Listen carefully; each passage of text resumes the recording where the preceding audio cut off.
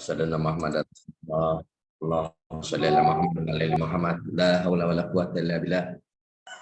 Bapak Ibu yang dirahmati Allah, tolong ingatkan saya nanti jam 9:30 karena saya ada amanah yang harus diselesaikan juga, ada kegiatan.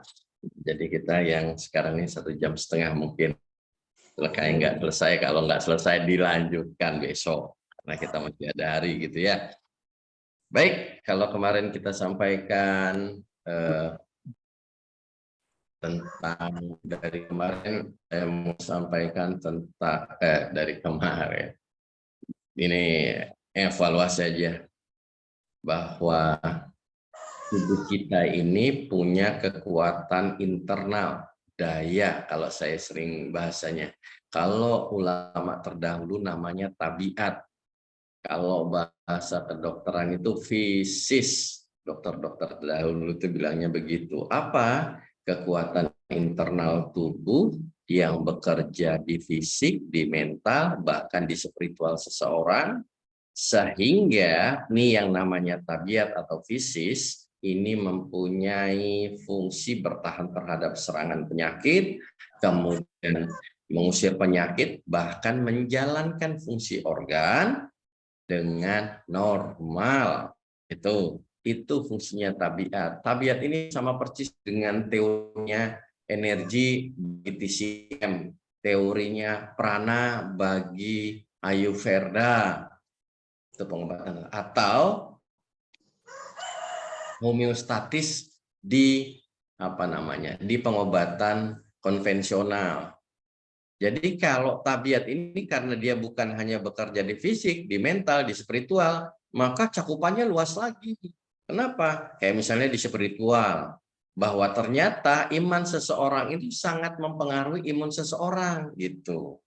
Itu nanti ada hubungannya dengan apa? Ada hubungannya dengan dominasi metabolik yang bersangkutan. Misalnya nih, ketika dia nggak mampu mengelola ketakutan dia, marah dia, sedih dia, maka unsur panas di dalam tubuh akan berlebih-lebihan, begitu ya. Maka penting yang namanya bagaimana bukan mengatasi, mengelola emosi yang bersangkutan. Satu-satunya bisa dikelola cara mengelolanya kita punya kemampuan, bagaimana kita bagaimana kita memiliki nilai-nilai spiritual yang disampaikan oleh Rasulullah SAW lewat Al-Quran. Misalnya apa Pak Tri? Baik sangka, khusyuk, syukur, itu adalah nilai-nilai spiritual yang dimiliki oleh seseorang untuk menghadapi bagaimana dapat masalah, bagaimana dapat kesenangan. Itu penting. Bagaimana yang bersangkutan bisa bagaimana tabiat bekerja di mental seseorang, misal bagaimana kita memaafkan diri sendiri dan orang lain. Karena gini, katanya nih, tahu benar tahu nggak, orang nggak bahagia itu karena terlalu nyesali masa lalunya. Orang nggak bahagia itu karena selalu ketakutan akan masa depannya. Jadi kalau masa lalu dia menyesali, dia sedih kan gitu ya terhadap apa yang sudah terjadi gitu ya. Kalau masa depan dia khawatir dan takut kan gitu ya, berlebihan terhadap sesuatu yang terjadi. Dan yang ketiga, orang nggak bahagia itu gara-gara nggak pernah maafin dirinya sendiri. Coba kalau gini, coba kalau gitu, coba saya kayak gini. Nah itu katanya begitu. Nah itu bagaimana tabiat bekerja di mental seseorang. Dia harus bersikap optimis, dia baik sangka kan seperti itu. Dan kemudian tabiat juga bekerja di fisik seseorang. Kita tahu ada 10 sistem organ di dalam tubuh kita yang kontrol itu adalah otak, sistem persyarafan. Nah ini dia bekerja. Nah secara sederhananya yang namanya tabiat itu mengatur metabolisme dan homeostatis tubuh kalau di fisik. Utamanya itulah begitu ya, selain menjalankan fungsi organ yang terjadi. Nah kemarin sudah bicara tentang itu, bicara tentang personality, bicara tentang temperamen. Apa itu Pak? Nih cara gampangnya gini kalau saya. Tabiat itu bangunannya segitiga. Kalau tabiat yang saya lihat ini, yang Anda lihat di layarnya udah kelihatan belum ini? Sudah. Sudah. Udah ya. Kalau ngelihat struktur ini, tabiat itu kalau saya macam kayak segitiga kebalik tuh. Di atasnya tentang personality. Yang namanya personality itu persona itu topeng bahasa Yunaninya atau bahasa Romawinya saya lupa itu. Itu kedok seseorang ketika berhadapan dengan orang lain gitu. Artinya ini adalah cara kita melihat orang, respon individu terhadap orang lain, terhadap lingkungannya. Itu yang namanya personality. Jadi terlihat dengan gaya bicara dia. Kayak misalnya tadi. Ini minta maaf, ini yang terjadi di grup saya lihat, saya cuma ketawa-ketawa aja ngelihat chat kemarin itu kan. Contoh misalnya, gaya bicara Bu Elin misalnya melebar gitu ya sebelum bertanya, jelasin paparan, karena dia tipenya itu tadi, tipenya tipenya analitik gitu ya, thinker gitu. Jadi ngomongnya rata-rata lebar. Kemarin juga ada, saya lupa yang dari Riau siapa. Karena saya yakin dia tipenya orangnya to the point begitu ya. Ini gimana? Ini ngomongnya melebar panjang bener kan gitu. Seperti itu jadi seperti itu. Itu adalah bagaimana kita melihat cara pandang seseorang. Nah, nanti ketemu pasien-pasien yang begitu gitu loh. Nah, ini ngadepinnya gimana? Kemarin sudah ada gambaran sedikit bagaimana menghadapi orang-orang yang seperti itu. Jadi sanguin ngadepinnya gimana, melankolis ngadepinnya gimana, plekmatis ngadepinnya gimana, koleris ngadepinnya gimana. Baru kemudian ketemu yang namanya temperamen. Temperamen ini apa Pak? Gini loh. Respon seseorang terhadap masalah dan kesenangan. Kalau saya melihatnya begitu. Secara umum begitu. Kalau kemarin disampaikan bahwa secara fisik yang namanya temperamen itu tipenya panas. Kalau misalnya kondisi tubuhnya, kan kemarin dulu sudah disampaikan dulu sekali di awal-awal, bahwa unsur yang dominan, bahwa unsur yang mendominasi materi tertentu, dia akan mewarnai atau akan mensifati dari materi tersebut. Gitu. Unsur yang mendominasi, misalnya gitu ya. Bagi orang yang melankolis itu adalah dingin kering. Unsur yang mendominasi orang yang koleris itu adalah panas kering. Nah, itu kita kemarin bicara itu. Tapi itu bicara tentang fisik. Bagaimana dengan mentalnya? Ya kalau mentalnya itu ketika temperamen seseorang itu dilihat dari ada masalah apa nggak ada masalah gitu loh. Ada masalah, bagaimana dia menghadapi masalah, bagaimana menghadapi dia kesenangan. Ya paling gampang mencari temperamen yang seimbang itu ketika dia dapat masalah atau ketika dia dapat kesenangan adalah bagaimana ritual ibadah dia, konstan apa enggak gitu. Kalau dia enggak konstan ngadep dalam ritual ibadah dia, contoh misalnya begini, ketika datang nih yang bersangkutan hipertensi misalnya. Ini mohon maaf ini Pak, saya pengen tanya. Sholat 5 waktunya gimana?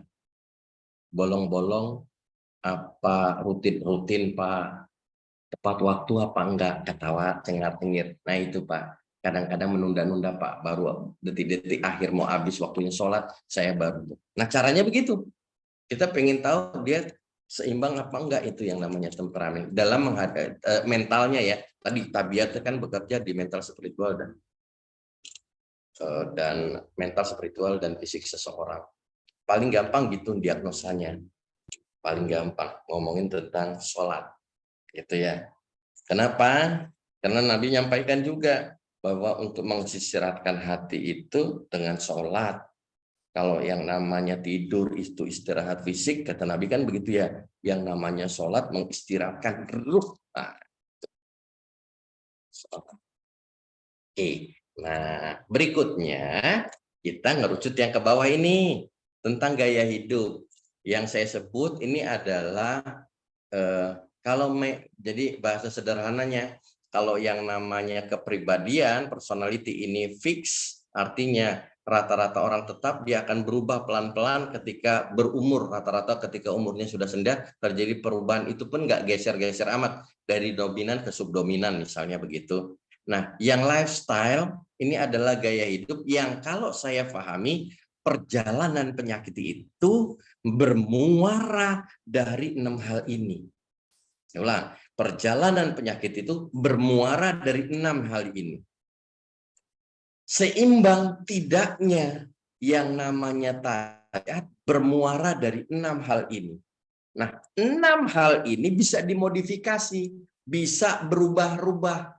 Kalau gaya hidup bisa kita rubah, secara otomatis tabiat yang lemah bisa kita rubah jadi perlahan-lahan jadi seimbang dan kuat. Itu yang saya sampaikan, bahwa orang sakit itu gara-gara nggak seimbangnya makan dan minum, gerak dan diam tubuhnya, gerak dan diam emosi, tidur dan terjaganya tubuh, kemudian retensi dan detoksifikasi, serta kualitas udara yang masuk di dalam tubuh manusia atau individu yang bersangkutan. Dalam hal ini klien kita.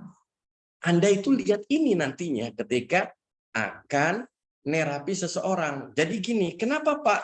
Ini ilmu praktis kesehatan, bukan ilmu praktis pengobatan.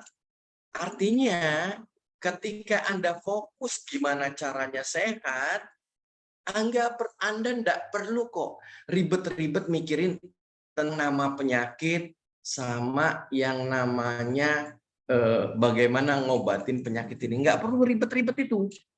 Kenapa? Saya itu terus terang saja dari 2000 berapa ya? Saya mulai pegang pijat-pijat itu kan dari saya kelas SMP gitu ya. Kalau mijet ya, tapi penalaran sudah itu kan ya kalau praktek saja dari 2004.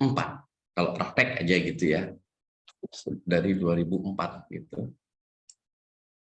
Saya melihatnya karena saya orangnya satu eksakta gitu ya, yang kedua nggak mau ribet, nggak mau jelimet, nggak suka ngapal, saya sukanya penalaran gitu loh. Jadi ketika ketemu, contoh misalnya, saya terus terang saja dulu belajar 4 bulan TCM itu sama Pak Solomo tahun berapa ya? 2004 kalau nggak salah itu. Itu sampai sekarang ya masih gantung mumet. Taunya titik resep aja. Penalaran tentang teori Chang-Fu dan lain sebagainya saya nggak suka. Saya lebih senang anatomi fisiologi medis konvensional barat begitu ya. Sampai akhirnya saya ketemu dengan Tibun Nabawi, ketemu dengan Bekam, suka di sini. Oke. Ini ngulang yang kemarin sebenarnya. Oh iya, kenapa Pak fokus sama yang namanya sehat? Gini nih, nanti ketika ketemu pasien itu, Anda itu tugasnya merubah perilaku yang bersangkutan. Untuk merubah perilaku yang bersangkutan supaya tabiatnya seimbang dengan memperhatikan tadi makan, minum, gerak, diam, fisik segala macam, itu kudu dipahamkan. Orang bisa disiplin itu kalau paham. Tadi sudah di awal saya kasih contoh ketika kita kena COVID. Anda itu, mohon maaf ini, Anda itu minum herbal, olahraga, berjemur di sinar matahari, itu kan gara-gara takut sama penyakit. Takut ketularan penyakit, takut kena COVID waktu itu. Bukan karena pengen sehat. Kalau menurut saya ya. Kenapa? Karena pola perilaku yang Anda lakukan dulu, minum herbal, olahraga yang cukup, itu cuma waktu pas COVID kemarin aja. Sekarang gimana? Masih jarang. Pasti pada berubah semua. Kenapa? Ya karena nggak masif lagi COVID-nya. Benar nggak ini? Betul. Karena pemahaman Anda itu gimana caranya terhindar dari penyakit, bukan gimana caranya sehat. Padahal kalau kita sehat gitu ya, kalau kita sehat, maka sekalipun dia terserang penyakit gitu ya, maka gejala dan tandanya atau reaksinya nggak berlebihan. Yang kita hindari itu kan yang berlebihan reaksinya. Misalnya kena COVID tipe Delta, itu batuknya cuma batuk-batuk panas 2 hari, sudah itu selesai. Kenapa? Kan nggak bisa dihindari yang namanya COVID waktu itu, kan begitu. Tapi ini kan terjadi. Kenapa geser? Kita nggak paham. Orang lain di sana nggak paham, gitu loh. Pemahamannya itu tadi, menghindari yang namanya penyakit. Padahal kalau dia sehat, saya ulang, kalau dia sehat, yang terjadi apa sih? Yang terjadi restriksi atau larangan terhadap makanan pun itu jadi kecil. Contoh misalnya, hipertensi. Ketika dia sehat, dia punya penyakit hipertensi, dia bisa mengelola hipertensinya, gitu ya. Itu yang namanya sop kambing. Sop itu biasa-biasa aja, nggak ada masalah. Atau orang yang post stroke, orang Padang biasa kena sebagian banyak kena stroke gitu ya. Ketika disuruh yang namanya gulai, disuruh yang namanya rendang gitu ya. Tolong hindari ini. Itu sama aja nyabut akar dari budaya makan-memakan orang Padang kan begitu ya. Ini saya bukan orang Padang kalau nggak makan rendang kan bisa gitu. Itu menurut saya ketika Anda lakukan itu nantinya, dia jalaninnya larangan dan anjuran ini nggak sepenuh hati, nggak ikhlas dia. Itu malah susah, berat dia jalaninnya, gitu. Terus gimana Pak caranya? Ya caranya nanti tekniknya sebenarnya. Ini kita ngebedah makan dan minum, gitu. Caranya gimana Pak? Boleh, boleh jadi makan, tapi nggak boleh berlebihan. Ini loh hadisnya, dipahamkan gitu. Tapi supaya yang bersangkutan boleh makan rendang, Anda harus lakukan ini. Kenapa? Kalau makin sehat Anda, larangan akan makanan yang dilarang oleh penyakit ini makin kecil. Gitu. Misalnya begitu. Nah ini tugas kita adalah memahamkan itu. Pelan-pelan, dari tadi, kemarin ini udah disampaikan ya, ketika diagnosa, tabiat normal harus kita paham, personalitas harus kita paham, jenis penyakitnya, ada penyakit hati, ada penyakit jasad, dan saya yakin dan percaya ketika ada orang sudah penyakitnya sudah nyampe organ, ya, maka dua kombinasi ini penyakit fisik dan penyakit hatinya pasti ada. Untuk bicara tentang penyakit jasadnya, gitu ya, kita gampang melihat gejala dan tandanya. Kalau yang namanya penyakit hati nggak bisa pelan-pelan kita ngelihatnya, harus kita nyimak benar, dan yang bersangkutan atau klien kita ini jarang sadar kalau dia punya penyakit hati. Paling gampang gimana? Tadi mengetahui yang namanya kalau dia dapat masalah, kalau dia dapat senang, itu yang namanya ritual ibadah dia stabil. Jangan ada masalah aja baru kenceng terus malamnya atau sholat 5 waktunya. Ketika lagi senang kendor dah kan gitu. Nah itu punya salah satu indikatornya ketika kita nanyain orang. Kalau bicara tentang penyakit fisik gitu ya, maka Anda harus tentukan sifat dari penyakit fisik ini, terutama tadi gejala dan tandanya ini arah ke peningkatan metabolisme atau terhambat atau penurunan metabolisme. Kalau peningkatan metabolisme kita sebut panas, kalau penurunan metabolisme kita dingin. Kok metabolisme Kak? Yang dilihat, ingat tadi bahwa tabiat itu mengatur dua. Yang pertama, di fisik selain menjalankan fungsi organ dengan normal, yang kedua adalah mengatur metabolisme dan mengatur homeostatis tubuh. Kalau saya melihatnya begitu. Ntar gejala dan tandanya dilihat di mana?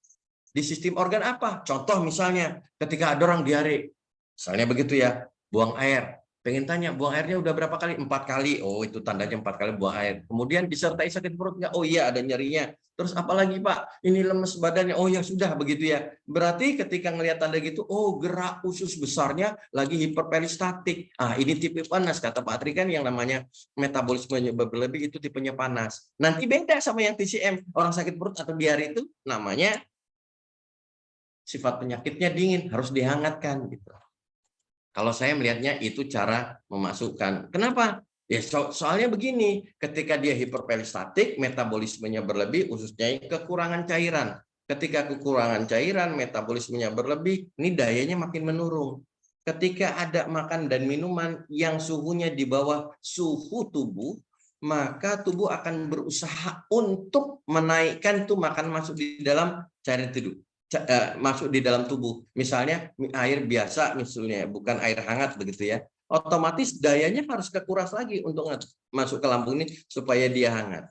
Itu yang terjadi. Makanya kenapa dalam penyampaian kalau orang yang lemah itu nggak boleh air dingin, ya airnya sesuai dengan sesuai dengan suhu tubuh yang bersangkutan, suhu normal yang bersangkutan. Supaya apa? Supaya nggak kekuras energinya atau dayanya lagi begitu.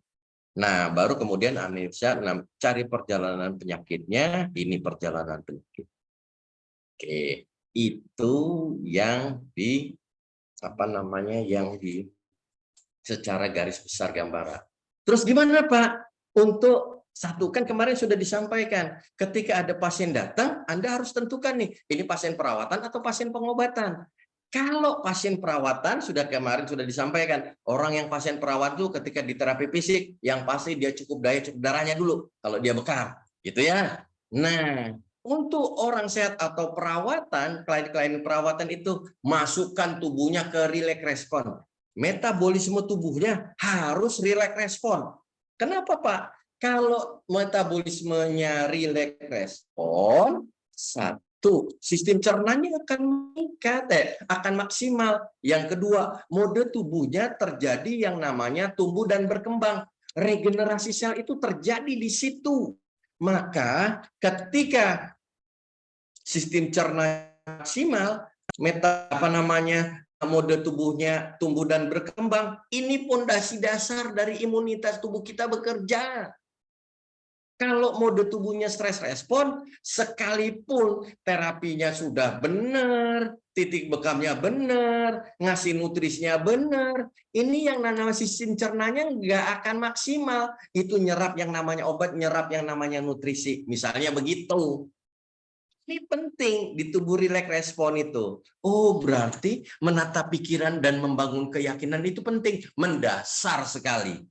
Karena ketika kita ngobatin orang, itu motivasi dan keyakinan bahwa sakit ini datangnya dari Allah, sembuh juga harus dekat-dekat sama Allah, itu penting. Itu mendasar sekali.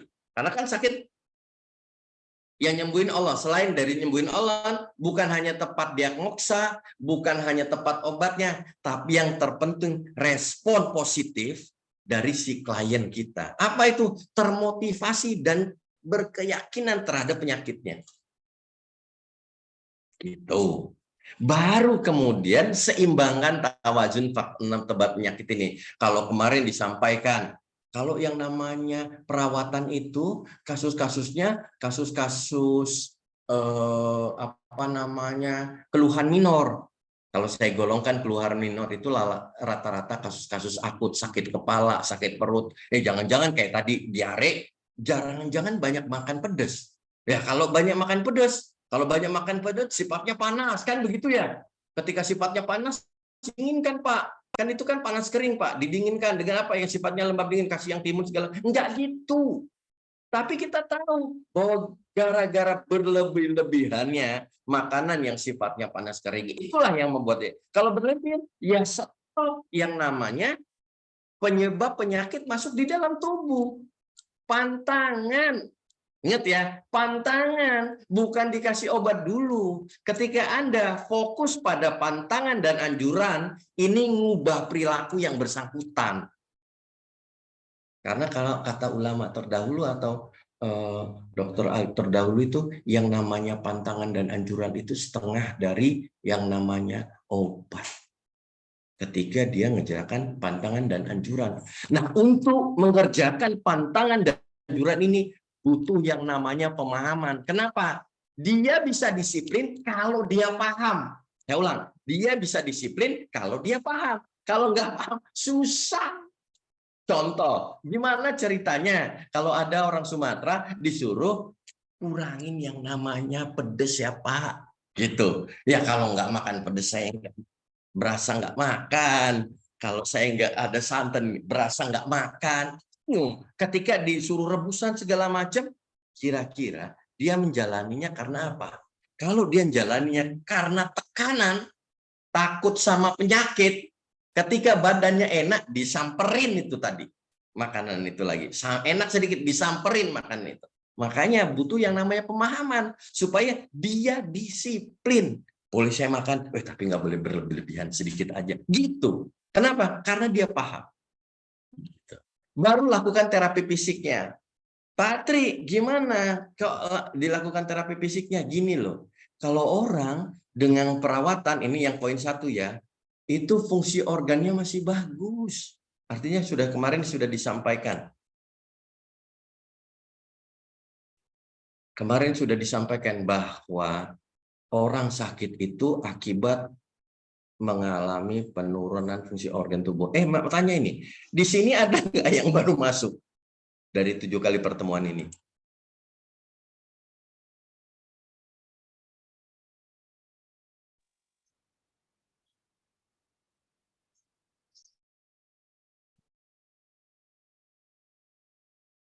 Halo? Ada nggak yang baru masuk? Ada. Ada ya? Belum pernah ketemu? Iya, baru kali ini, Pak. Oh ya. Jadi nanti kalau agak bingung-bingung nggak apa-apa ya. Ya. Telan-telan aja dulu ya Bu Wulan ya. Gitu. Iya, Pak. Gitu. Jadi dalam orang sakit itu, apalagi sakitnya sudah nyampe organ, misalnya Pak, lambung saya ini sudah kronis, katanya ada tukak lambung. Pak, saya sakit liver, udah nyampe organ. Itu terjadi penurunan fungsi organ sesungguhnya.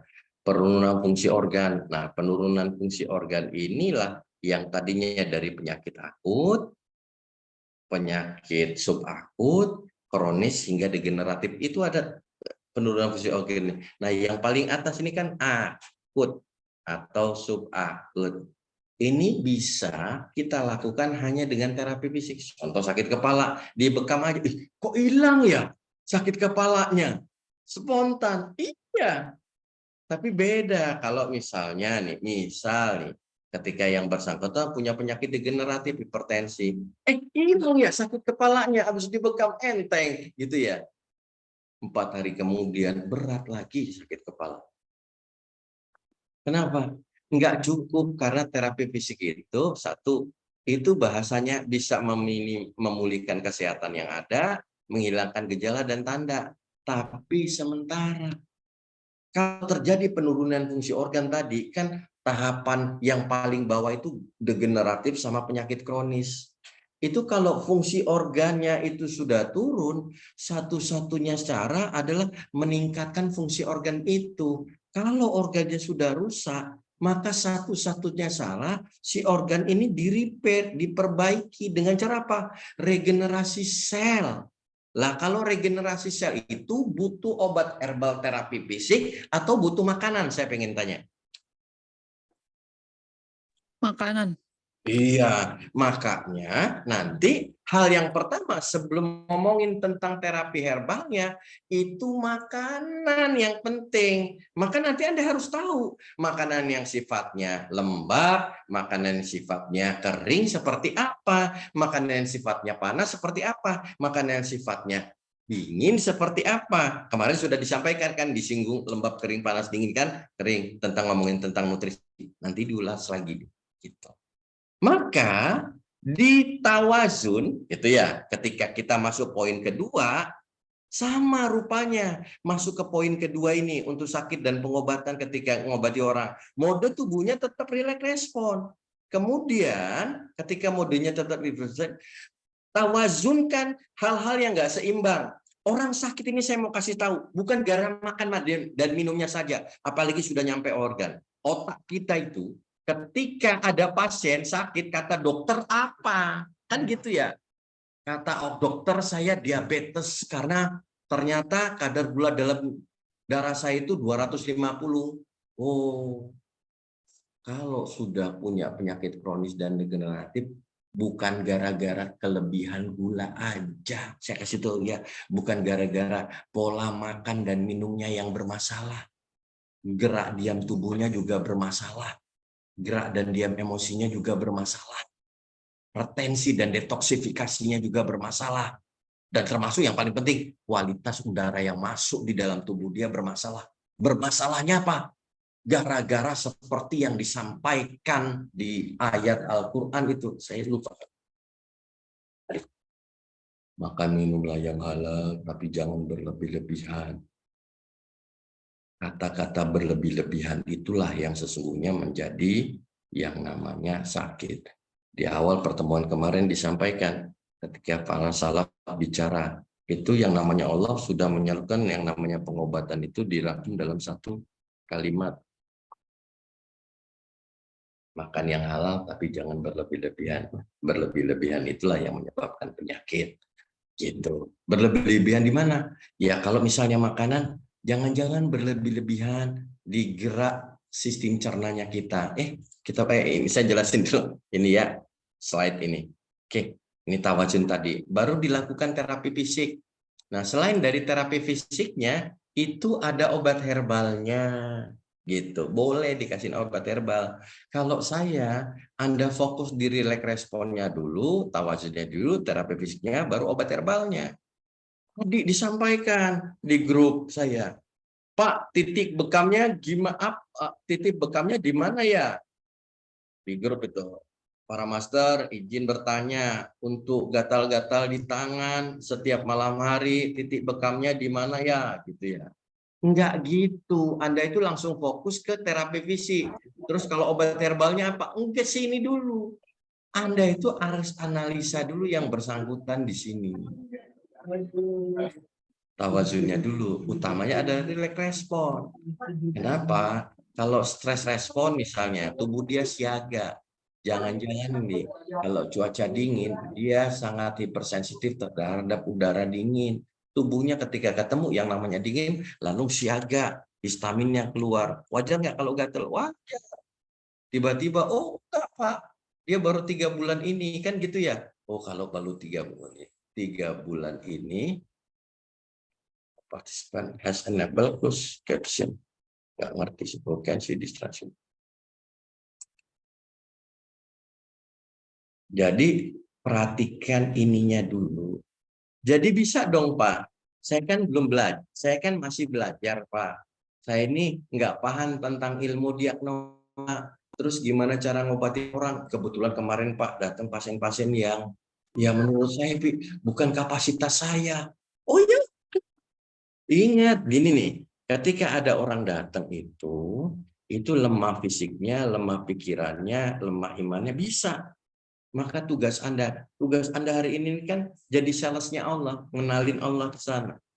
Ketika Anda nggak bisa diagnosa fisiknya gitu ya, nggak bisa diagnosa penyakit, ya Anda tata pikirannya, gitu ya. Kalau pikirannya gimana? Ya dengerin aja apa curhatan dia, kan ngobrol gitu. Ketika ngobrol, nyaman dia sama jenengan, maka ketika sabar ya Bu ya, kalau kayak gini nih, kayak kemarin saya lihat tuh, teman saya lebih sakitnya parah dari ini. Ih, gampang Bu sembuhnya. Kenapa? Istirahat tidur sama dia berusaha merubah pola makannya. Insya Allah bisa. Gitu. Nah ini akan terjadi begitu. Oh, tenang nggak yang bersangkutan? Tenang. Ntar ya, ada orang.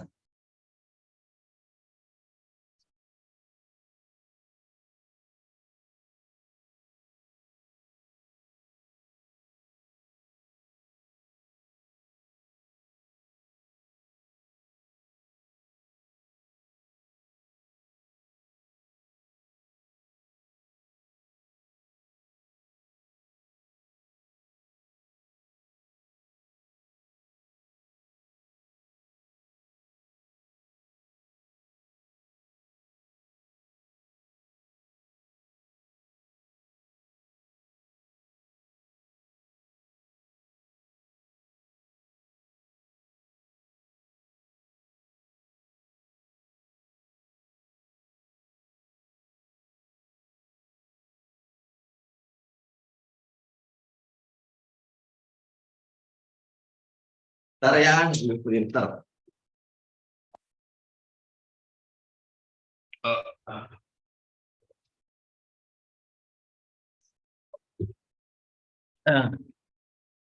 Bertamu, ntar printer. Baik.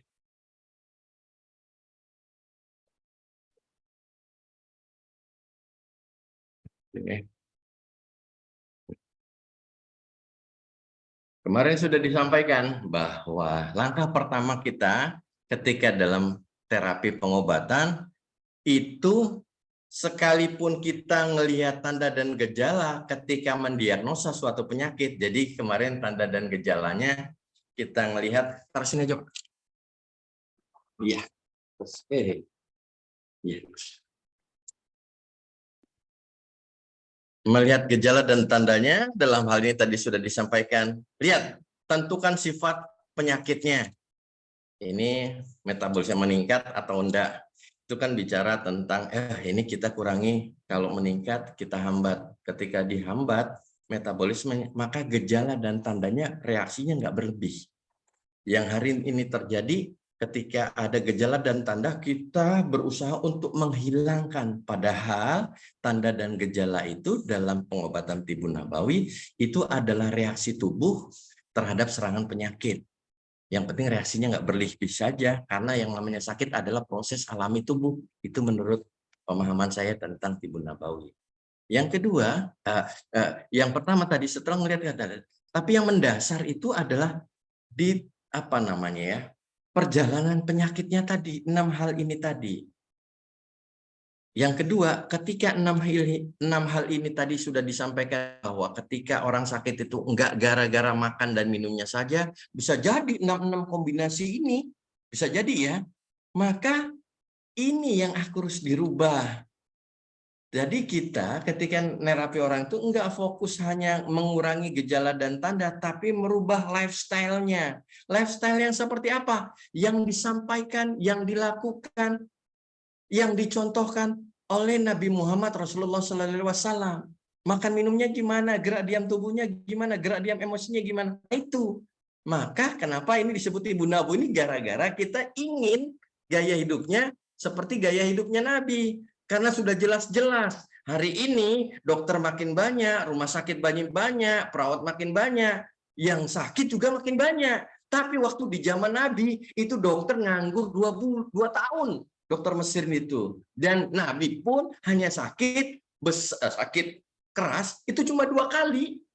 Ketika diracun sama beliau mau mangkat. Kan sudah ada contohnya. Kenapa nggak diikuti itu? Jadi langkah ketiga, perawatan Tibun Nabawi selalu ditujukan untuk memulihkan keseimbangan atau homeostasis antara dominasi metabolik dan kualitas cairan atau humor atau temperamen dalam kaitannya dengan umur, personality, komposisi tubuh yang membuat fisis bekerja. Jadi protokolnya nih, langkahnya, deskripsikan singkat tentang berbagai penyakitnya. Jadi kalau kata dokter, paling enak kan gitu ya. Kalau yang namanya Anda itu penyehat tradisional itu, kata dokter apa? Kolesterol tinggi, kata dokter apa? Diabetes, kata dokter apa? Autoimun saya. Ya sudah. Kenapa? Ilmu Anda itu kan ya bekam aja setahu saya. Ada yang 2 jam, paling lama di PBI itu 2 hari gitu. Kan belajar bekam gitu ya? Benar nggak sih? Iya, bentar Pak. Betul ya? Belajar bekamnya 2 hari gitu ya.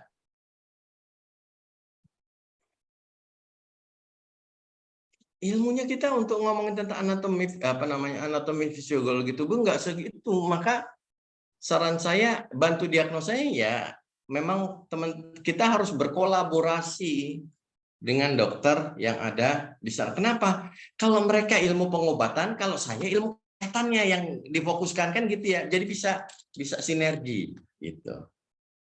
Nah, kemudian yang kedua setelah deskripsi singkatnya, tanda dan gejala paling umum yang terkait dengan ini dan kemungkinan komplikasi yang sering berkembang jika penyakit tidak diobati dengan benar. Apa misalnya? Ada nyeri di persendian, Pak. Terus bengkak ini, Pak. Jalan digerakin sendi saya nggak bisa, Pak. Keseleo nggak? Enggak, Pak. Bangun tidur sedikit-sedikit cenut-cenut gitu. Pengen tanya, 2 hari ini makan apa? Cengar-cengir dia. Kebetulan, Pak, saya ini senang masakan Padang, otak. Sapi itu lain makan. Oh ya sudah, mungkin asam urat ya? Iya. Oh, Bapak tahu kemarin ke dokter katanya asam urat. Maka ketika ngomongin asam urat, Anda harus tahu apa yang terjadi. Oh, ternyata yang namanya asam urat itu adalah metabolisme akhir dari protein yang namanya purin. Dia sebenarnya harus dibuat oleh ginjal. ternyata nggak dibuang, nggak bisa dibuang gara-gara nyangkut di sendi-sendian, macam kayak kaca gitu kan. Oh, berarti ini yang namanya ini yang diserang tanda dan gejala ini peredaran darah. Saya ulang, peredaran darahnya, bukan sendi dan tulangnya. Itu yang harus Anda pahami. Maka ketika peredaran darahnya yang diserang, maka Anda harus melakukan penyehatan di peredaran darah tersebut, bukan di tulangnya, bukan di sendinya. Misalnya, kalau di tulang kan, kalau dislokasi tulang misalnya kan diurut, direlokasi tulang dan sendinya. Jadi itu nggak boleh dipegang, nggak boleh dipencet. Ya otomatis, jangan-jangan, oh iya ya Pak, jangan-jangan nih kurang air. Karena bagian dari darah itu kan ada plasma darah. 90% dari plasma darah itu terdiri dari air. Oh, banyakin minum, kan begitu. Misalnya begitu, nantinya analisa Anda. Anda harus paham tuh, ketika tanda dan gejala ini nyerang di sistem organ mana. Ketika sistem organnya yang mana, misalnya organ pencernaan, baru ketemu nih, organnya apa. Kan ingat, tubuh manusia terdiri dari sistem organ terdiri dari organ terdiri dari jaringan terdiri dari sel. Ya, yang keempat, peran temperamen seseorang dalam timbulnya dan perkembangan penyakit tertentu. Bagaimana ini mempunyai kecenderungan untuk orang itu. Saya nggak nulisnya temperamen, ini salah ini. Personalisi, kepribadian. Karena terus terang contoh misalnya, orang yang berkepribadian kering, baik itu kering panas kering maupun dingin kering, itu sangat punya potensi kena penyakit-penyakit yang sifatnya dingin kering. Seperti apa Pak kering-kering itu? Ya asam urat itu tipe penyakitnya kering gitu kan. Kalau ada nyeri rata-rata penyakit kering, misalnya seperti itu. Lah terus gimana? Ya lihat personalitinya bersangkutan. Satu, oh koleris juga panas kering Pak. Oh melankolis juga dingin kering Pak. Artinya kalaupun yang bersangkutan belum ada yang namanya sakit asam urat, bisa jadi dia punya potensi lebih besar dengan kasus-kasus yang sifatnya kering. Itu cara bacanya. Kenapa kemarin yang namanya personality itu penting gitu. Ya. Alasan dibalik pengolahan penyakit tertentu dari kesehatan termasuk saran diet dan gaya hidup lainnya, obat herbal, praktis, dan obat yang direkomendasikan. Itu nanti. Pilihan pengobatan nanti pertama modifikasi gaya hidupnya dengan gaya hidup Nabi tentunya, dari 6 faktor tawazun atau 6 faktor penyebab penyakit gitu ya. Baru terapi fisiknya, ini untuk mengurangi tanda dan gejala. Masuk metode penyembuhan seperti bekam, diuresis, akupresur, kemudian pijat, detox, inhalasi hidung, terapi hangat, panas. Yang ketiga, menata pikiran dan membangun keyakinan. Saya yakin dan percaya Anda harus paham tentang personality. Ketika Anda paham personality, Anda tahu bagaimana bekerjanya pikiran dan perasaan klien kita.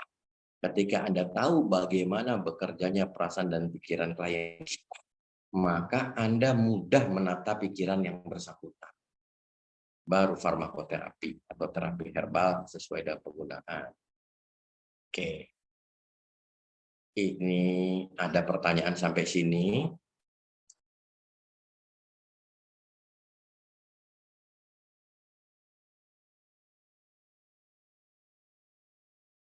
Bu Evi, wah betul sekali Pak, saya koleris melankolis, ada asam urat. Ya, nanti belajar itu ya. Oke. Ini hukum termodinamika. Hukum apa? Hukum termodinamika. Hukum termodinamika itu ada hukum termodinamika 1, ada hukum termodinamika 2. Ini fisika ini. Pelajaran SMP kalau nggak salah ketika ada 2 suhu yang berbeda kemudian dijadikan 1, ini dua-duanya akan menuju satu suhu yang suaranya. Wih, 32 peserta. Sejam. Kenapa, Bu? Maaf. Enggak. Bu Tina. Gitu. Jadi rupanya dari teori hukum teori dinamika itu, kalau Anda punya penyakit panas, punya suhu yang panas, kemudian yang bersangkutan punya suhu yang dingin, misalnya apa Pak, gitu ya, klien kita suhu yang dingin, tipenya tipe dingin, orangnya sedih, orangnya takut, gitu ya. Ini penyakit saya bisa sembuh apa enggak? Itu enggak ada motivasi. Tugas Anda dengan semangat, menyemangati yang bersangkutan, kemudian tata pikiran yang bersangkutan, bangun yang bersangkutan, kira-kira ikut semangat juga enggak nanti?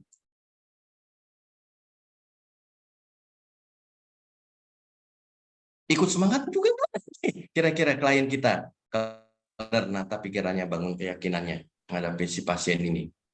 Ikut tentunya ini, tapi ingat juga ada hukum termodinamika yang kedua tentang yang namanya kekacauan atau apa saya lupa, bahwa semesta ini entropi istilahnya.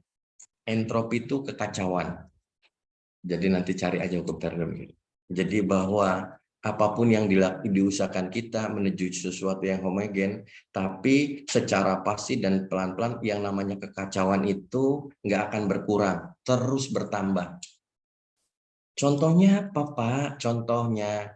Contoh misalnya ketika Anda ketemu pasien gitu ya, kemudian kadar gulanya tinggi, kemudian jenengan kasih yang namanya metformin sama glibenclamid, itu kan tugasnya gimana caranya kadar gula dalam darahnya normal. Saya ulang, kadar gula dalam darahnya normal. Yang tadinya 300, 250 dibuat 170. Itu usaha kita supaya membuat si darah dalam keadaan konstan, stabil.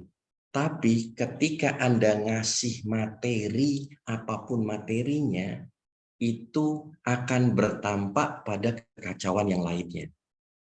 Apa yang terjadi? Ya, kerja yang namanya ginjal jadi berat. Itu yang pasti. Kulit jadi kering. Contoh sederhananya gini, ketika Anda punya kulkas saja. Kulkas itu kan pendingin udara, pendingin ya, gitu ya. Bukan udara saja. Jadi ketika dicolokin pakai listrik itu yang namanya kulkas, suhu di dalam ruangan kulkas lemari es tadi itu suhunya kita usahakan di bawah 0 derajat Celcius. Di belakang yang namanya kulkas tadi menghasilkan kalor nggak? Menghasilkan panas nggak? Menghasilkan panas. Ketika menghasilkan panas, ruangan atau lingkungan di sekitar situ ikut panas juga nggak? Panas. Itu yang terjadi dalam fisik kita. Kenapa? Karena yang namanya fisik kita juga sistem. Sistem itu ada sistem terbuka, ada sistem tertutup, ada sistem terisolasi. Contohnya apa? Contohnya kalau saya minum kopi, ini nyontohin aja. Ini saya pengen ngasih gambaran Anda itu sebagai terapis itu sesungguhnya Anda individu yang memberi materi kepada klien. Bisa lewat mana? Bisa lewat oral, bisa lewat tindakan fisik. Lewat oralnya dengan kata-kata, tindakan fisik. Masuknya lewat mana? Masuknya lewat telinga, masuknya lewat mulut, masuknya lewat sentuhan. Ini yang mau saya sampaikan, mendasar sekali. Dan ini ada hukumnya, baik hukum termodinamika, ya kita pakai hukum termodinamika saja. Jadi semua ini punya sistem. Contoh misalnya sistem manusia juga sistem. Sistem itu apa, Pi? Ya, sistem itu adalah sebuah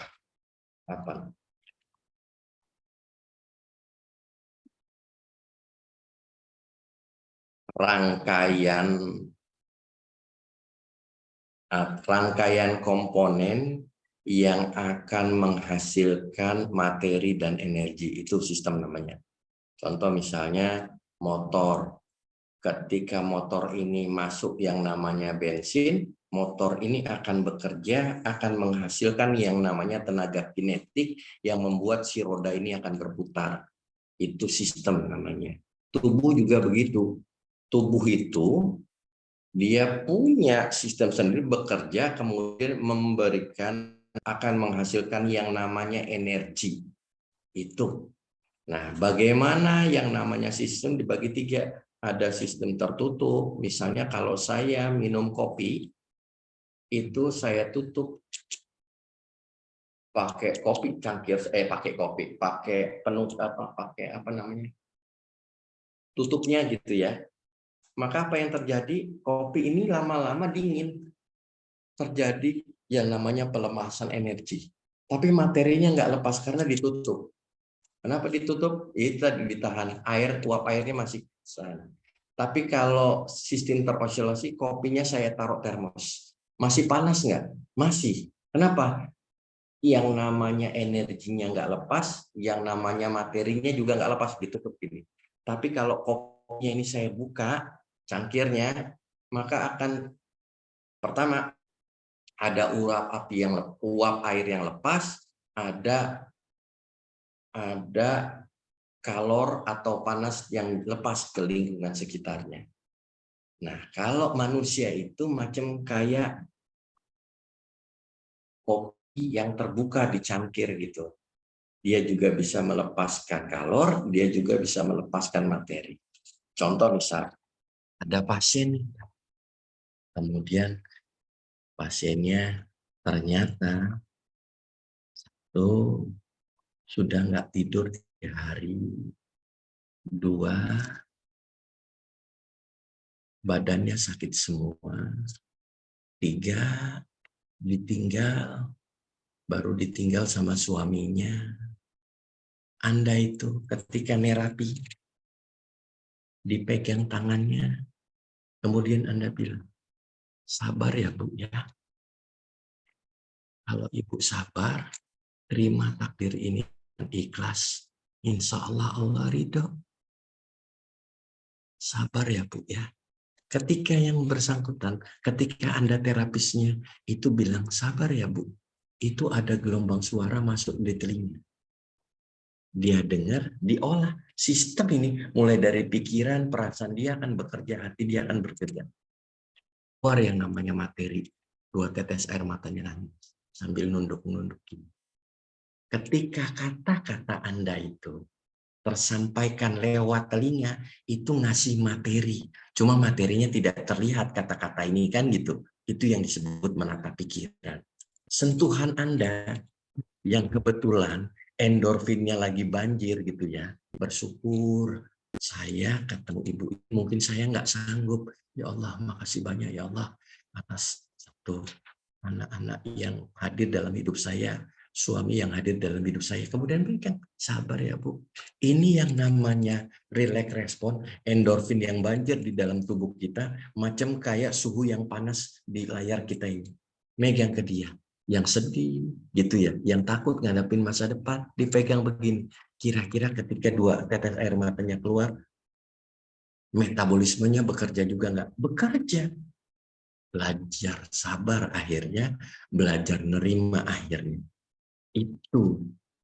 Jadi bukan hanya dipakai tekanan, bukan hanya dikasih herbal, ternyata gimana caranya sistem yang ada di dalam tubuh manusia, klien kita ini bekerja dengan normal. Gitu. Wes ngono wae. Ini ngasih gambaran saja. Hukumnya ada hukum termodinamika. 6 sebab penyakit esensial atau gaya hidup, makan dan minum, gerak dan diam tubuh, gerak dan diam emosi, tidur dan terjaga, retensi dan detoksisi serta udara.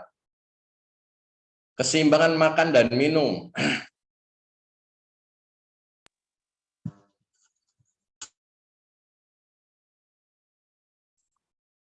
Ada pertanyaan kah? Nggak ada ya? Ternyata ketika kita menyeimbangkan makan dan minum kita, nilai gizi, kualitas, jumlah makanan dan minumnya seseorang yang diyakini ini untuk memastikan kebugaran fisik dengan memperkuat daya seseorang. Jendela makan. Nah, ini tadi. Sebelum ngomongin jendela makan, kita ngomongin tentang organ sistem cerna kita. Kan makan kan ada hubungannya dengan organ sistem cerna kita ya. Betul nggak? Betul. Jadi organ itu ada sistem organ ada jaringan, sistem organ, organ ada jaringan. Ketika bicara tentang sistem organ, maka apa itu Pak sistem organ? Pencernaan adalah mulai dari organ rongga mulut, mekanisme bagaimana pengolahan apa yang kita makan, kita minum menjadi sebuah energi, menjadi sebuah sumber energi yang nantinya dihantarkan oleh darah. Nah, sistem organ ini terdiri dari mulut, lidah, kelenjar lidah, faring, esofagus, hati, kantung empedu, pankreas, usus halus, usus besar, rektum, hingga sampai anus, itu sistemnya. Nah, kalau proses pencernaannya, ada proses pencernaan secara mekanik, ada proses pencernaan secara kimia. Aku nggak maulah banyak-banyak ribet-ribet. Nanti kamu baca buku aja di mana, di YouTube kayak lihat segala macam ini sistem. Anda harus paham, gitu ya. Karena kita nanti bicara tentang terapi nutrisi. Yang pasti dalam pencernaan ini pertama pergerakan dulu. Yang penyerapan, yang berikutnya adalah pembuangan. Ketika ngomongin pergerakan, siapa yang gerakan nih? Rahang. Kenapa? Ketika rahang ini bergerak banyak, ngunyahnya banyak, terjadi sekresi air liur lebih banyak. Ketika Anda ngunyah banyak, maka ada enzim yang keluar lebih banyak. Enzim keluar lebih banyak, ngunyah juga lebih banyak, ini akan membuat organ cerna setelah dari mulut masuk ke saluran yang namanya tenggorokan apa kerongkongan ini? Saya pengen tanya.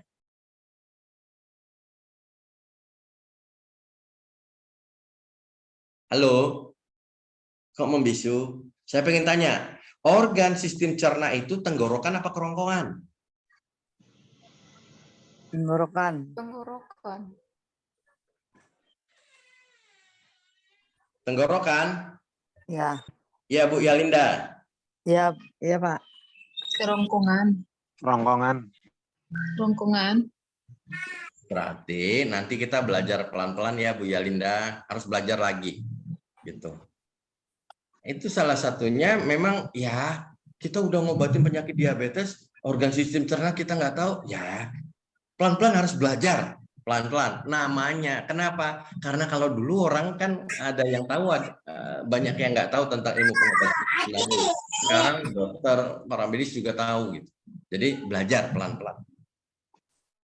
Gini, mulai dari mulut saja. Allah ciptakan yang namanya gigi itu 32. 1/8-nya atau 4 gigi taring itu kan 4 ya. Gigi empat ini, gigi taring ini kan gunanya untuk merobek. Gigi seri ini yang depan itu ada 8. Gunanya untuk memotong. Kalau merobek itu daging, memotong itu memotong buah, memotong sayur. Kemudian giginya, gerahamnya itu selebihnya geraham. Ini kan mengunyah biji-bijian. Oh, berarti paling banyak itu berarti biji-bijian dong yang harus dimakan daripada yang namanya buah-buahan atau yang namanya daging, dirobek daging. Iya, karena nanti ngomongin tentang jenis makanan, ternyata paling banyak konsumsi dalam tubuh kita ketika beraktivitas 40% adalah karbohidrat. Tapi gimana cara makannya nanti? Oke, gitu. Kemudian terjadi sekresi, kemudian nanti sekresi ini gimana? Jadi artinya ketika kita ngunyah begini, apa yang kita makan, apa yang kita minum itu akan membuat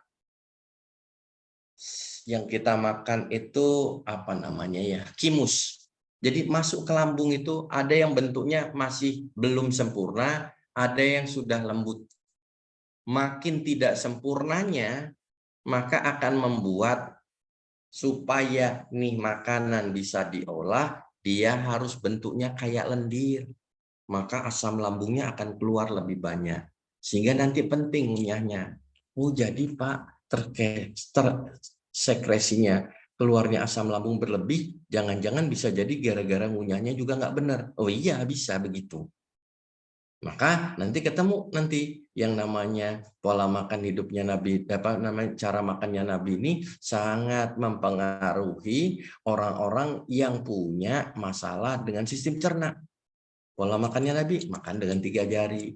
Ketika dengan makan 3 jari, ngunyahnya jadi lama, makannya nggak, kunyahannya jadi maksimal, sekresi air liur maupun enzim makin banyak begitu ya. Tapi yang terpenting nih di mukosa tubuh kita ini kan ada daerah yang berhubungan dengan luar ini kan mulut begitu ya. Di sini ada bakteri dan bakteri baik yang nantinya membantu sistem cerna yang ada di dalam perut. Itu misalnya begitu. Nah ini sistem organ ini bekerja mulai dari masuk mulut sampai anus itu rata-rata 8 jam. Saya ulang, dari masuk mulut sampai anus itu rata-rata 8 jam. Prosesnya mulai dari mulut, ngunyah, kemudian di lambung ada enzim yang keluar begitu ya. Kemudian nanti diserap di usus halus, nanti nutrisinya akan dibawa oleh peredaran darah gitu ya. Tapi nanti yang nggak bisa diserap akan dibuang lewat usus besar, dari usus besar ke anus. Itu butuh waktu 8 jam.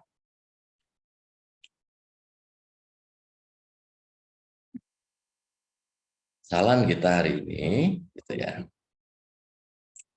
Jangan-jangan mode tubuh dari sistem cerna kita itu stres, respon. Kenapa? Terlalu maksimal kerjanya. Bayangin coba. Kalau misalnya Anda, ini enggak Ramadan, kalau misalnya makan sarapan jam 7 pagi, jam 7, 8, 9, 10, 11, 12, 1, 2, 3. Jam 3 baru selesai itu. Nyampe tuh yang namanya mau dibuang di usus besar, baru jam 3. Tapi sebelum jam 3 Anda makan siang misalnya jam 12 atau jam 1. Kalau jam 1 makannya 1, 2, 3, 4, 5, 6, 7, 8, 9. Jam 9 itu makanan jam 1 siang baru selesai diolah oleh sistem cerna. Itu ya. Ketika jam 9 baru diolah oleh sistem cerna. Sebelum jam 9 makan lagi. Jam berapa? Biasanya sih jam 7, jam 8. Jam 8. 9, 10, 11, 12, 1, 2, 3, 4. Jam 4 baru selesai. Dari jam 4 ke sarapan lagi jam 7, 5, 6, 7. Jadi dari 24 jam hari tadi, kan satu hari 24 jam. Maka organ cerna kita itu rupanya kerjanya hampir 21 jam di hari biasa. Kira-kira seimbang apa enggak? Tidak, Pak. Makanlah yang halal, tapi jangan berlebih-lebihan. Berlebih-lebihan enggak ini? Ya, berlebih-lebihan, Pak. Maka ketika ngomongin orang, hal yang pertama Anda lakukan ketika gimana caranya merubah pola atau gaya hidup, jangan pantangan ini, pantangan itu dulu. Tapi rubah jendela makan sama jendela puasa yang bersangkutan. Kenapa Pak Tri? Karena dalam penelitiannya, kalau Anda rubah jendela makannya, dibandingkan Anda rubah jenis makanannya, dengan pantangan ini, pantangan itu, ternyata jauh lebih efektif ketika Anda merubah jendela makan. Artinya, minimal jendela makan sama jendela puasa itu harus sama. 12 jam makan, 12 jam puasa. Terus gimana Pak? Makannya berapa kali Pak sehari? Ya 3 kali lah Pak makannya sehari. Oke, nggak ada masalah. Ini saya harus pantangan makan nggak? Tak usah. Makan yang apa yang jenengan makan. Tapi makannya jam berapa sarapannya? Sarapannya jam 7 Pak. Berarti jenengan nih kalau makan jam 7 paling lambat atau paling maksimal jenengan makan terakhir kali jam setengah 7 malam. Isora. Bisa enggak? Kalau bisa, ayo. Kalau enggak, jangan. Enggak ada pantangan, enggak ada. Kenapa kita ngomongin provokatif begitu? Yang pertama, ketika kita mau ngerubah gaya hidup seseorang, itu dengan ikhlas yang bersangkutan, dengan sepenuh hati. Enggak boleh terjadi perlawanan hati ketika dia menjalankan sesuatu. Kenapa? Yoyo dia. Ulang, yoyo. Ini yang paling banyak ibu-ibu apa bapak-bapak ya?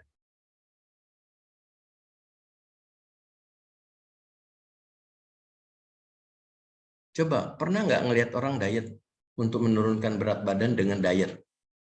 Pantang ini, pantang itu, pantang ini, pantang itu. Pernah toh? Nah, Pernah. balik lagi. Habis itu naik lagi berat badannya kan begitu. Bahkan ada yang sudah pantang ini, pantang itu, melakukan ini, melakukan itu, tapi nggak turun-turun berat badannya. Kenapa? Karena metabolismenya tubuhnya nggak bekerja. Kenapa? Dia melakukan dengan perlawanan hati. Stres respon mode tubuhnya, bukan relax respon. Lah kalau Anda ngobatin orang itu, kalau Anda pengen merubah gaya hidupnya, hal yang pertama kali kan sudah disampaikan, mode tubuhnya adalah relax respon. Kalau mode tubuhnya relax respon, nyerap makanan itu jadi maksimal. Mulai dari ngunyah, sekresi yang namanya enzim di mulut, sampai sekresi enzim yang ada di lambung, itu bekerja. Maksimal dia. Kalau maksimal, maka energi yang didapatkan untuk pertumbuhan, untuk regenerasi, untuk aktivitas itu juga maksimal. Nggak peduli, yang satu makannya tempe, yang satu makannya apa namanya? Kalau itu, kalau Nutri yang beli itu, nutrisi itu apa? Nutrilon, bukan Nutrilon, apa itu? Kalau program berat badan itu yang kalau satu paketnya sekarang 1,5 juta lebih kalau nggak salah. Nutrition food. Ya begitu dah, kan gitu ya. Nggak akan maksimal itu diserap kalau mode tubuhnya adalah stress respon. Jadi ketika mau modifikasi orang itu, ketika ngomongin, karena gini, ternyata jauh lebih efektif, berefek pada kesehatan, berefek pada perubahan, peningkatan apa namanya fungsi organ itu ketika jendela makannya diatur, bukan dietnya. Jadi Anda misalnya makan nih pagi, siang, sore, tetap jadwalnya tadi jam 1, jam 7, jam 1 sama jam 8 malam begitu ya. Tapi dietnya diatur gitu. Ini makannya ini makannya ini makan malam makannya ini begitu ya. Dibandingkan Anda atur jendela makannya, ini kan 21 jam nih dia bekerja. Anda atur 12 jam itu makannya, 12 jam puasa, itu jauh lebih efektif, bagus efek ke tubuh itu ketika jendela makannya yang diatur. Paham sampai sini?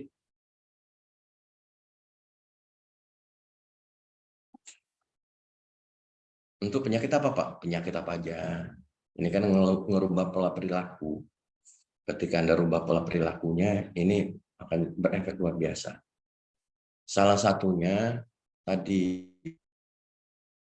kalau namanya 12 jam jendela makan, 12 jam jendela puasa, itu akan bagus tubuhnya. Contoh misalnya gimana Pak? Sekarang begini,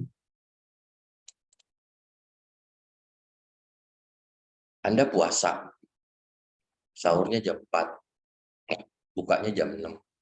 Berarti ada jendela puasanya 14 jam. Jendela makannya itu 8 jam.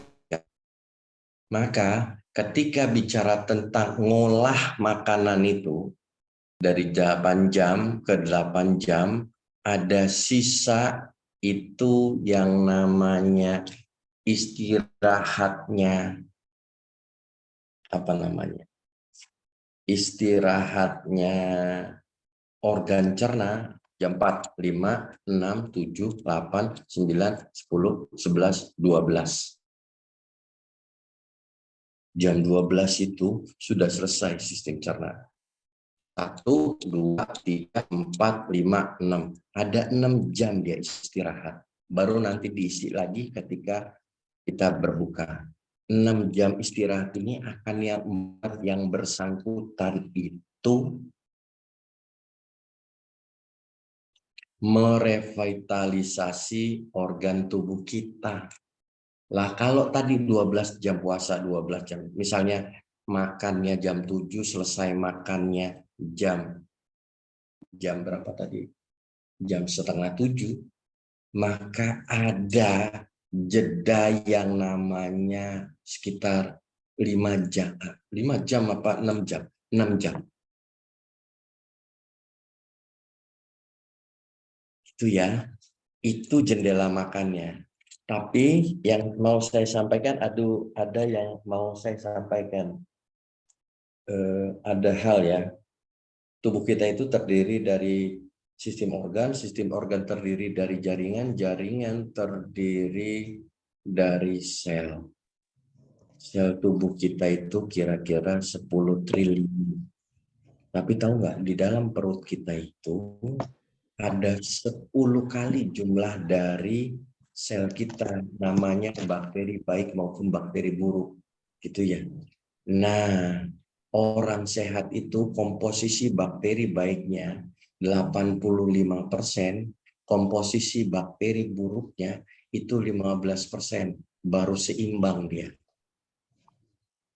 Bakteri baik ini itu yang sering kita kenal dengan probiotik. Kalau kemarin disampaikan, oh iya, kalau yang namanya bakteri baik, sering kita bilang yang namanya probiotik. Berat otak manusia dewasa itu mencapai 3 kilo. Tubuh manusia yang sehat akan memiliki 3,5 kilo bakteri baik dan mikroorganisme lainnya. Fakta pun membuktikan bahwa berat jantung kita hanya nggak nyampe 0,7 sampai 0,8 kilo. Sedangkan Devil beratnya 4 kilo. Berdasarkan perbandingan ini, kumpulan bakteri baik menjadi salah satu bagian terbesar dalam tubuh kita. Jadi gini rupanya. Kemarin sudah saya sampaikan di awal bahwa dari 10 sistem organ kita itu, jenderal atau pengontrolnya namanya sistem syaraf yang ada di otak kita. Sepakat ya? Otak kita itu ngolah datanya, dia kan berdasarkan, dia itu kerjanya, contoh misalnya, ketika Anda makan tuh yang namanya karbohidrat, di mana karbohidrat ketika masuk dalam sel itu jadi glukosa, maka beberapa saat kemudian kadar gula dalam darah Anda naik. Naiknya kadar gula dalam darah itu dibaca otak. Otak akan perintahkan kelenjar adalah yang ada di kelenjar pankreas itu mengeluarkan hormon insulin. Tugasnya apa? Ketika kadar gula dalam darah itu naik di atas rata-rata, insulin ini tugasnya nurunin. Nah, ketika kadar informasi darah itu naik, itu banyak sangat dipengaruhi oleh bakteri baik yang ada di dalam perut kita, karena dia seluruh sistem organ ini yang nyampaikan pesan itu kan namanya hormon. Hormon terdiri dari enzim. Paling besar itu disuplai oleh perut kita. Nama probiotik ini sangat berpengaruh karena dia menghasilkan yang namanya neuropeptida ke otak hampir 80%. Selebihnya dari jantung. Makanya kemarin diskusi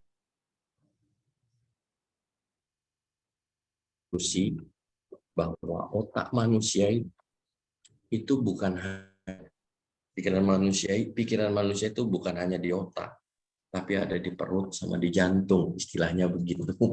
Kenapa? Karena informasi di otak itu 80% neuropeptidianya itu dari perut. Lah perut ini dikuasai hampir 10 kali lipat dari jumlah sel manusia, itu namanya probiotik gitu. Jadi penting. Kok penting banget pentingnya?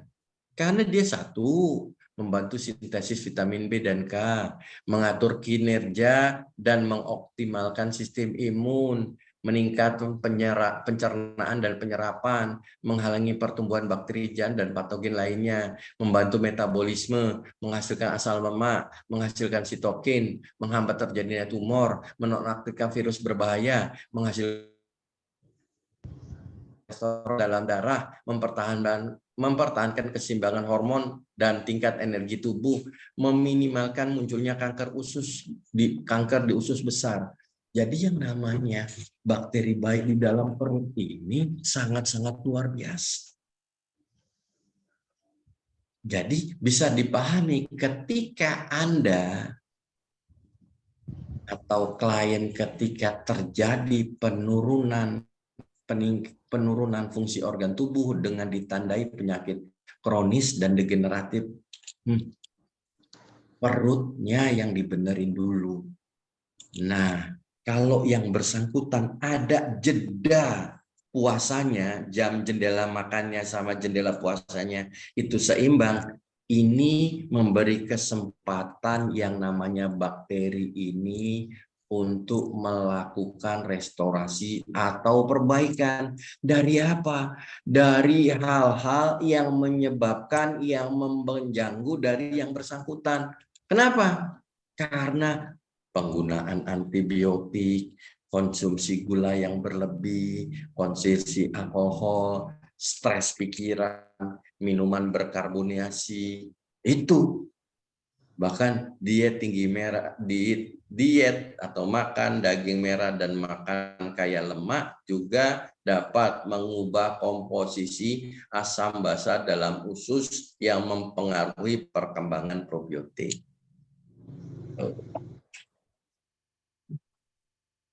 Gimana caranya, Pak? Ya kasih dia prebiotik. Apa prebiotik? Makanannya probiotik. Makin kita banyak makan prebiotik, maka nanti probiotiknya jadi tumbuh dan berkembang. Kalau tumbuh dan berkembang, ekosistem yang ada di perut kita itu komposisinya 85% bakteri baik, 15% bakteri jahatnya gitu ya, sehingga bisa dikendalikan. Yang terjadi apa?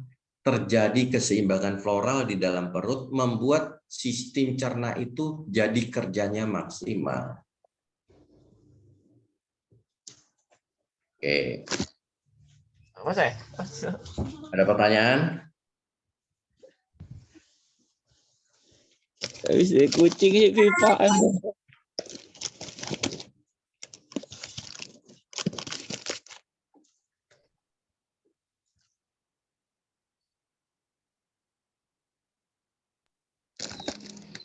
Ada Patri. Enggak ada pertanyaan, lanjut. Ada Patri. Apa, Bu? Tadi kan ada makanan yang kesetresan orang diet. Dia diet tapi apa namanya itu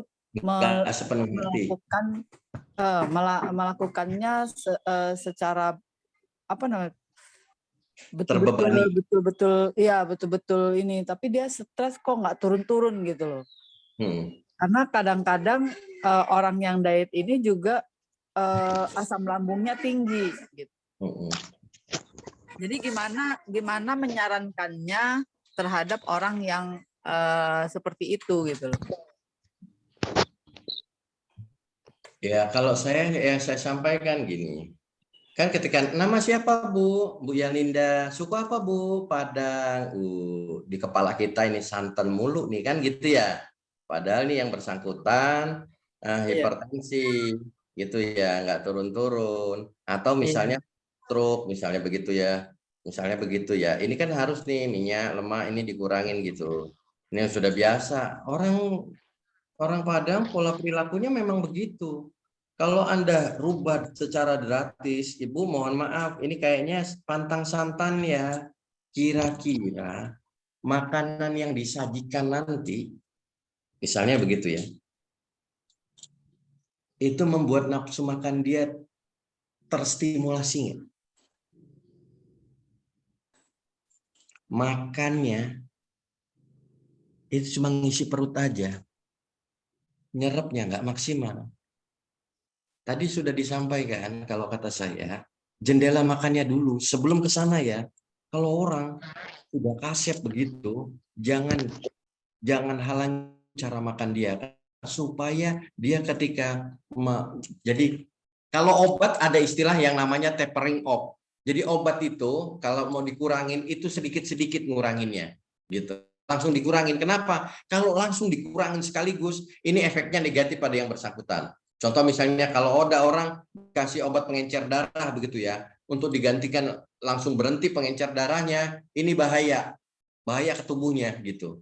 Sama kalau yang kayak gini nih, kata pengen pantangan itu jangan jenis makanannya yang dipantang dulu, tapi waktu makannya dulu diatur. Jangan jenis makanannya dulu langsung jenis makanan yang diatur, tapi waktunya yang diatur. Supaya apa? Supaya dia lakukan sepenuh hati dulu. Itu saran saya gitu. Terus ketika ngomong, jadi lihat perilaku makan dia seperti apa. Saya hobi ngemil. Oh, nggak apa-apa hobi ngemil. Misalnya begitu ya. Mengemilnya apa aja? Ini. Ya udah, nggak usah ya begitu. Tapi jendela makannya yang diatur. Misalnya begitu. Ini jawab nggak ya Bu pertanyaan Ibu tadi? Terjawab. Terjawab memang begitu sih. Nah, kalau sudah itu, baru nanti jenis makanannya. Jenis makanannya. Ibu tahu nggak? Lemak itu yang dibutuhkan oleh tubuh kita itu 15-20% dari kebutuhan energi yang ada di dalam satu hari. Rata-rata orang Indonesia 2000 kalori. Kalau dari lemaknya dari 20% 2000 kalori itu cuma 1 sendok sampai 2 sendok makan. Itu lemaknya. Sekarang sarapan makan santan. Siang makan santan, malam makan santan. Kelebihan ini Bu. Lontong sayur Pak. Iya. Sarapan lontong sayur, siangnya makan rendang, malamnya makan gulai, kan begitu. Lontong malam lagi Pak. Kalau di Padang ada lontong malam. Misalnya kan begitu. Ya sudah, dikurangin aja. Kan makan kita 3 kali. Yang 1 kali nih, makannya jangan. Lontong sayur, jangan yang namanya karbo sama. Coba selama ini karbohidrat sama lemaknya. Sekarang makan yang pertama proteinnya dulu. Misalnya dulu. Telur setengah matang. Ibu suka yang namanya teh telur. Oh ya, saya suka sekali. Boleh teh telur, tapi nggak boleh pakai susu. Kasih madu sedikit. Pernah Bu Yalinda minum teh?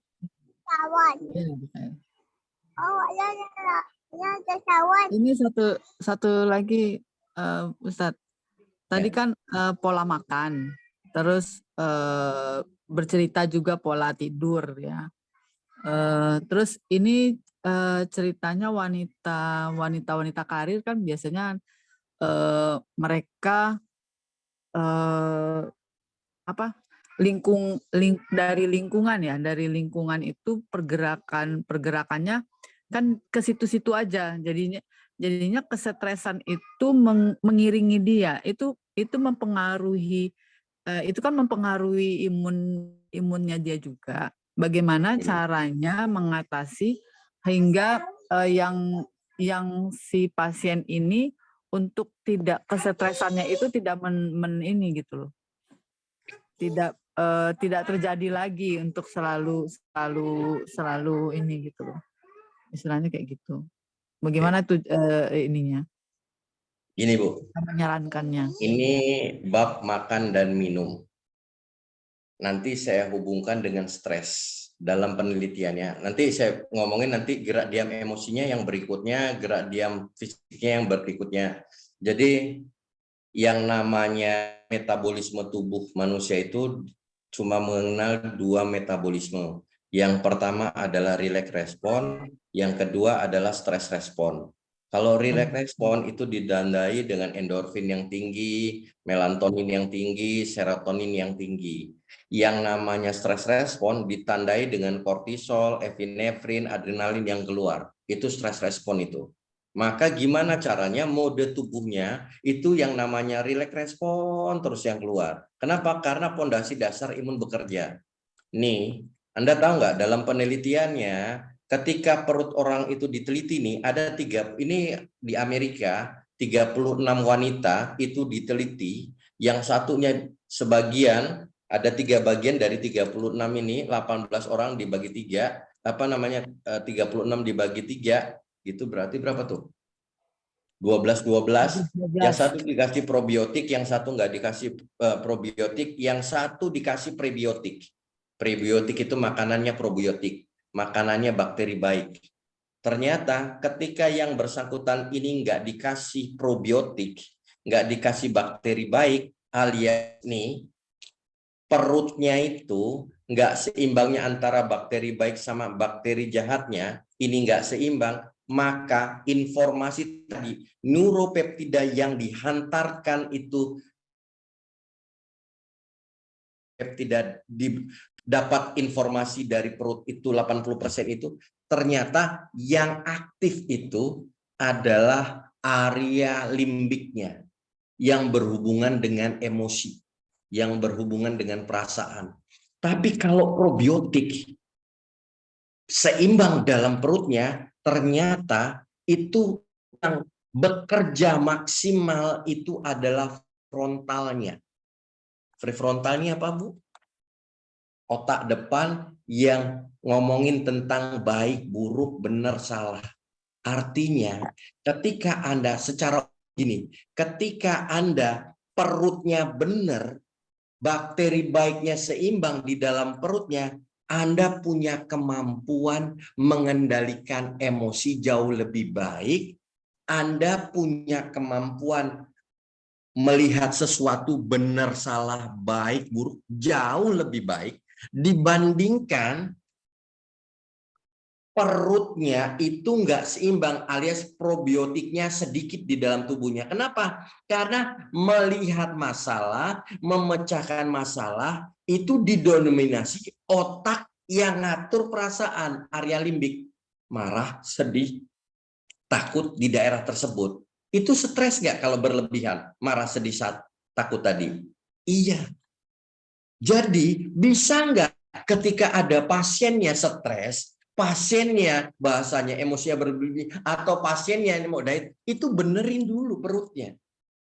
Gimana caranya? Tadi jendela makannya dibenerin dulu, gitu ya. Isi perutnya dengan probiotik dulu. Isi probiotiknya gimana? Makan prebiotik. Tadi kan sudah disampaikan di sini. Tuh. Keseimbangan ini terganggu oleh penggunaan antibiotik, konsumsi gula yang berlebihan. Sebelum diisi, lihat ini penggunaan antibiotiknya, lihat pemakaian makan konsumsi tepungnya berlebihan apa enggak, ada stres di sana apa enggak. Kalau memang ada di sini, ditambah lagi bakteri baiknya enggak ada, dia butuh asupan probiotiknya. Baru nanti ditambahin dengan makanan-makanan yang tinggi oligosakarida sama inulin. Ini makanan kayak probiotik itu ada asparagus, bawang putih, pisang, apel, serta gandum. Boleh dong kalau misalnya pagi itu habis dari telur kasih yang namanya pisang, misalnya begitu. Ini produk olahan kedelai seperti tempe, tahu, dan tauco juga kaya akan prebiotik. Itu Bu. Bu, tadi siapa yang nanya ya? Belinda, Ya, itu. saya Pak. Jadi kalau kata saya, ini bab ini ya, nanti bab berikutnya saya jawabnya gerak diam emosinya seperti apa. Itu nanti gitu. Iya. Saya bab Emang ini iya dari emosinya juga terganggu Pak. iya, emosinya gerak diam emosinya terganggu. Ya, kalau misalnya gerak diam emosinya nanti lihat Bu, karakter orangnya seperti apa. Contoh misalnya orang yang sanguin, itu biasanya stresan, gampang cemasan. Beda Iya, sama betul. yang misalnya orang yang flekmatis. Gampang stres. Itu emosi yang bukan gara-gara stres, bukan gara-gara cemas. Rata-rata orang yang flekmatis takut. Beda sama orang yang melankolis. Orang yang melankolis itu emosi yang berlebihnya itu yang paling bahaya, itu sedih. Dia mah jarang marah. Dia enggak, jarang cemas. Kenapa? Dia orang yang prepare. Nggak mungkin cemas dia. Tapi sedihnya, bahkan kalau marah dia nggak bisa keluar. Kalau nggak keluar, lama-lama jadi dendam dia. Nah, kalau yang koleris, beda lagi. Marah itulah. Bahkan ketawa berlebihan, berserang-serang berlebihan, itu bahaya bagi orang yang koleris. Kemarin udah belajar ini kan? Ikut nggak? Ikut. Ikut. Nah, itu. Lihat itunya dulu. Nah, nanti pola perilaku makannya juga panas, dingin, lembab, keringnya diatur gitu. Contoh misalnya, orang yang koleris nggak boleh ketika dia terlalu berlebihan, emosinya gerak berlebih, segala macam, makannya yang diatur, jangan dikasih pedas. Tambah berlebihan dia nanti. Gitu. Misalnya begitu. Terus kasih yang banyak mengandung vitamin dan mineral. Buahnya yang dibanyakin. Karena kerongkongannya juga ada lendir gitu. Dia serak. Terus Ini ngomongin ke pasien. terus. Maksud Ya, saya, istilahnya Bu Yalinda nge-profile pasien ini. bukan ngobrol pasien. Jadi banyak pasien kayak gitu loh. Jadi apa yang harus yang apa namanya tuh? Yang bagaimana kita sebagai penterapis menunjukkan kepada yang tadi gitu loh, yang Saya kasih tahu Bu. yang singgung tadi.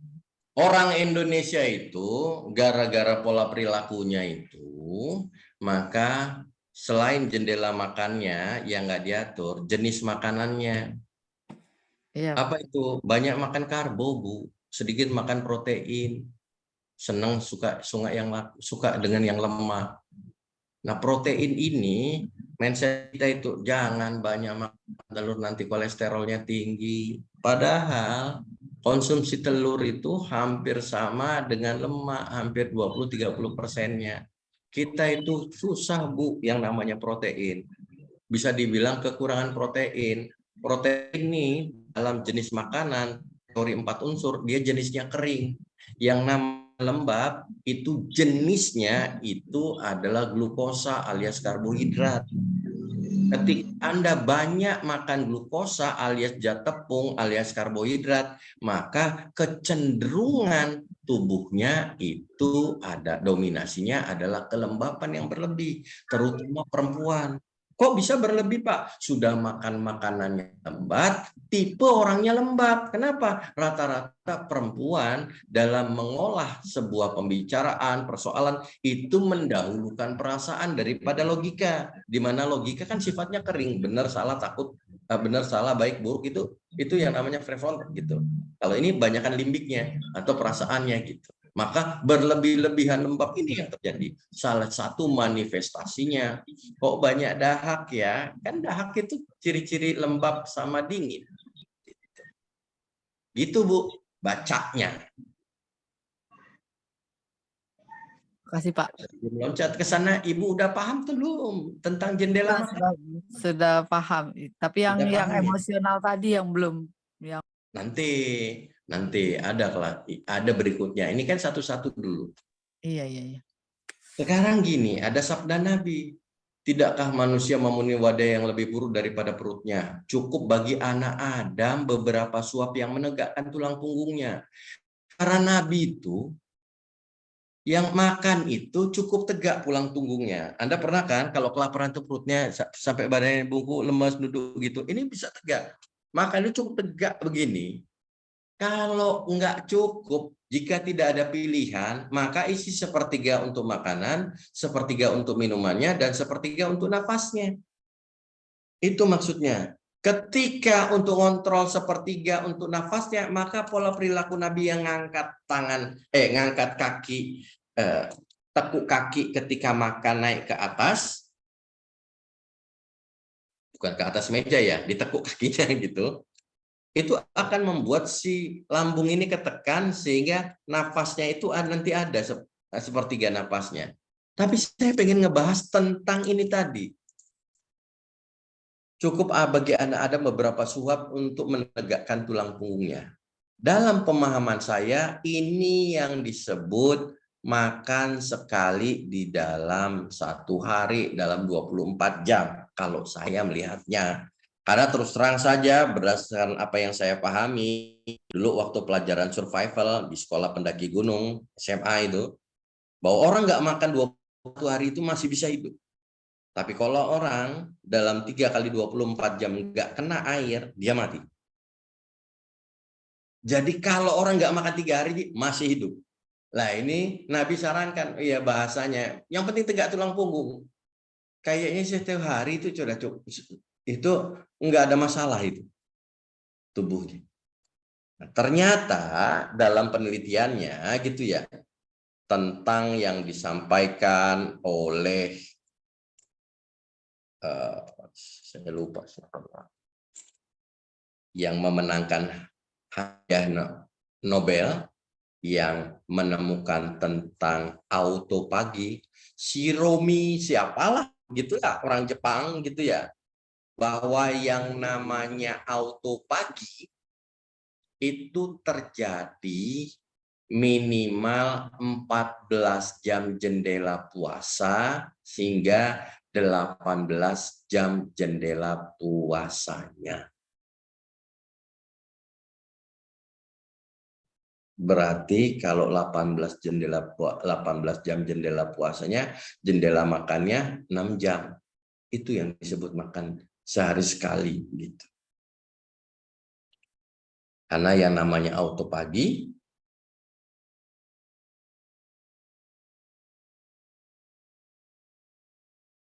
dalam penelitiannya sangat efektif untuk penyakit-penyakit kanker, masalah autoimun, masalah kardiovaskular, proses penuaan dini, penyakit-penyakit infeksi, bahkan diabetes tipe 2, perlemakan hati, dan lain sebagainya. Kemarin sudah disampaikan bahwa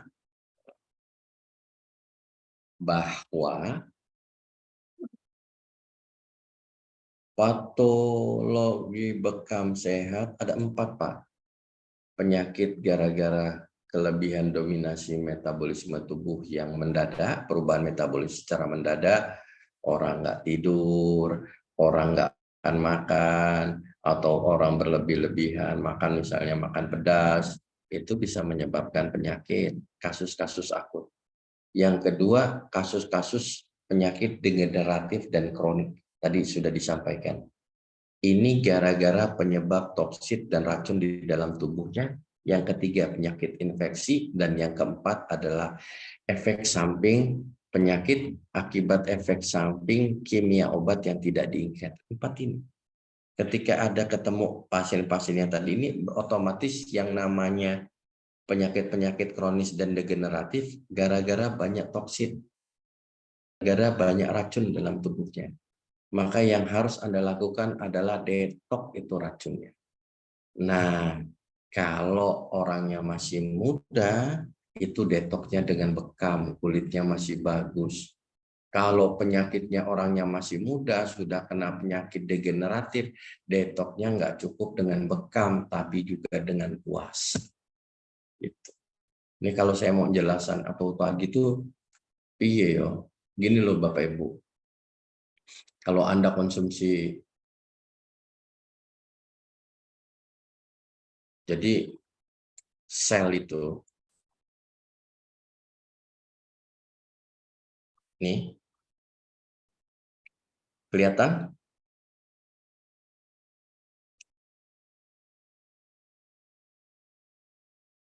Untuk ngurangin lendir atau dahak gimana Pak? Ya, kasih makanan-makanan yang sifatnya kering. Atau hindari makanan-makanan yang sifatnya menstimulasi lendir lebih banyak. Apa tadi? Tadi nggak boleh tepung-tepungan, kurangin tepung-tepungannya, banyak proteinnya, kan gitu. Kurangin manisnya, karena manis sifatnya lembah panas.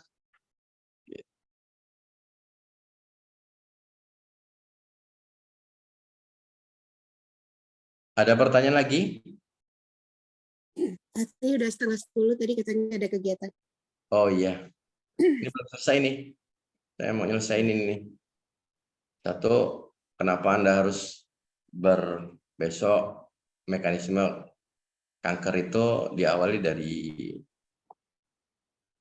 ROS, radikal bebas, yang membuat si sel yang tadinya bagus jadi rusak.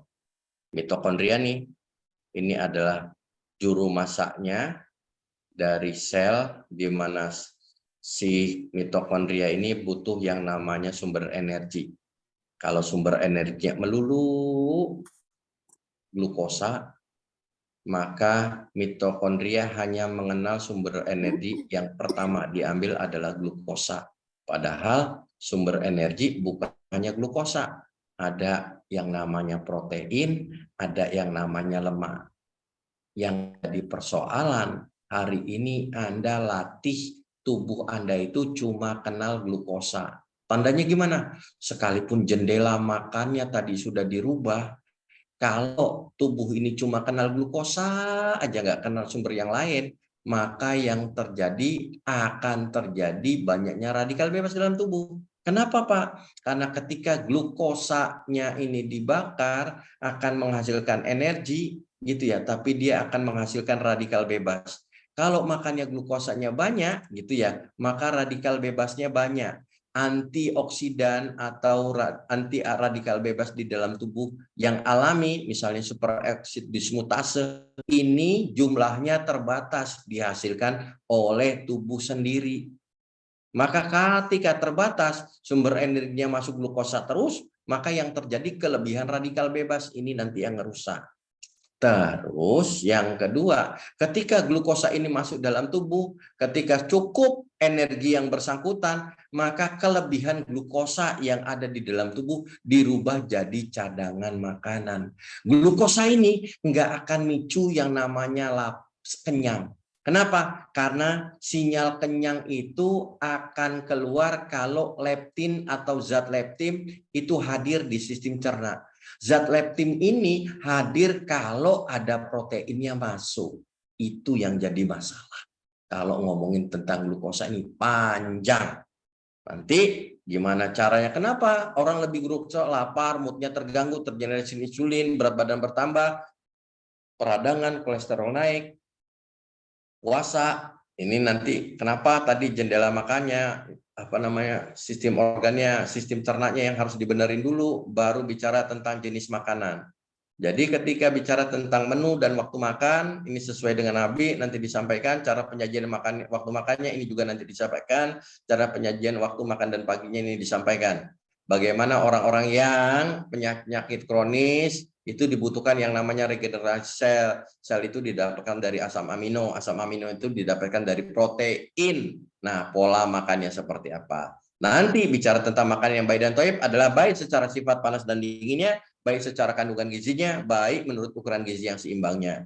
Cara makan yang jumlah dimakan biasanya ketika puasa berlebihan kalori, berpuasa over kalori, over karbohidrat. Ini besok ya. Kayaknya makan ini butuh waktu 2 pertemuan rupanya. Nggak bisa. Baru nanti ngomongin tentang sistem otot dan rangka. Tadi disampaikan sama Bu Yelenda, stres gimana? Stimulus. Kalau tadi yang namanya stres, stimulasi organ dengan sistem keseimbangan makan dan minumnya, perbanyak probiotiknya, makan prebiotiknya. Kalau sistem rata, perbaiki dengan gerak kardio sama gerak otot gerak bebannya. Jadi bukan hanya kardio tapi beban. Kalau nanti gerak diam emosinya, nanti seimbang ini gerak diam tidurnya itu bagaimana tidur yang berkualitas. Orang yang melankolis rata-rata tidurnya 6 sampai 7 jam. Beda sama orang yang flegmatis, pengennya 8 jam gitu ya. Tapi orang yang koleris tidurnya bisa sampai 5 jam, nggak ada masalah. Tapi ketika ada orang yang flegmatis yang biasanya 8 jam disuruh kayak koleris, biasa 4-5 jam nggak ada masalah, itu pasti sakit gitu. Nah, terus gimana caranya, Pak? Ya, berarti meningkatkan kualitas tidur dia. Terus gimana cara meningkatkan kualitas tidur dia? Ya, cara makannya. Kenapa, Pak? Karena yang namanya serotonin itu prekursornya itu namanya triptopan. Triptopan itu didapatkan dari protein, tapi dia akan kerja kalau ketemu karbohidrat. Makanya kenapa ketika makan malam harus disambangi dengan karbohidrat supaya tidurnya nyenyak. Kenapa? Ketika sarapan pagi atau sahur nggak boleh banyak-banyak karbohidrat karena akan memicu yang namanya tirosin.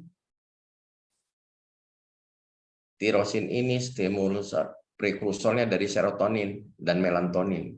Kebalik. Iya tadi melatonin. Kalau triptopan tadi adalah kalau karbohidrat tadi, ketika protein ketemu karbohidrat yang banyak, maka akan terstimulasi yang namanya tirosin. Tirosin itu prekursornya serotonin supaya kualitas tidur kita nyenyak. Tapi kalau karbohidratnya sedikit, maka yang terstimulasi itu namanya adrenalin. Prekursornya namanya tirosin. Besok disampaikan. Demikian untuk sementara ini. Ada pertanyaan satu? Kalau tidak ada, saya tutup. Yang tadi stres apa namanya itu? Stres fisik sama stres fisiologi apa namanya itu? Jadi beban buat beban buat kita yang apa namanya itu, ada banyak stres yang di apa ya istilahnya? Gini Bu, cara gampangnya gini, ketika ada orang datang tempat Ibu, fisik maksudnya. Ketika ada orang datang tempat ini pengen berobat, badan saya begel, itu otot sama rangkanya stres Bu. Iya. Itu ya. Terus ini nggak enak badan, gampang-gampang sakit. Jadi ketika ada orang datang, stres perutnya, stres otot dan rangkanya, stres pikiran dan perasaan. Sudah gitu doang. Maka ketika pengen kembalikan, ini gimana caranya? 4 stres ini, 3 penyebab penyakit stres ini tadi, itu dikembalikan dengan keseimbangan yang namanya mulai dari makan, gerak emosi, gerak tubuhnya, tidur dan terjaganya, dan lain sebagainya. Itu tadi 6 hal tadi. Itu manipulasi. Tadi Ibu bilang tadi, kayak misalnya tadi, datang orangnya diet, stres saya Pak. Stres pikiran dan perasaan, bisa dimodifikasi dengan cara makannya. Makan prebiotik yang banyak.